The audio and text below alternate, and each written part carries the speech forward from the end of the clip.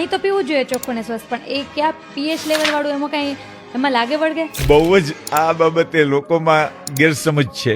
જ્યાં પૈસા છે ત્યાં વાતો છે. એટલે જે કંપની અમુક પીએચ ના પાણી બનાવે છે એ લોકો એનો એટલો બધો પ્રચાર કરે છે, જ્યારે હું અમારા મેડિકલ લિટરેચરના સર્ચમાં જોઉં છું એ વિશે કોઈ ઉલ્લેખ જ નથી. દરેક વ્યક્તિએ સારું શુદ્ધ પાણી યોગ્ય માત્રામાં પીવું જોઈએ. જે તંદુરસ્ત વ્યક્તિ છે એને માટે 2 થી 2.5 લીટર, અને કિડની ફેલિયર જે હોય એ લોકોને ડોક્ટર સલાહ આપે એ પ્રમાણે ઓછું પાણી પીવું જોઈએ. અને 24 કલાક પેશાબ છે એ પીળાને બદલે વ્હાઈટ સ્વચ્છ આવે એટલું પાણી પીવું એ પથરી અટકાવવા માટેની સૌથી મહત્વની વાત છે.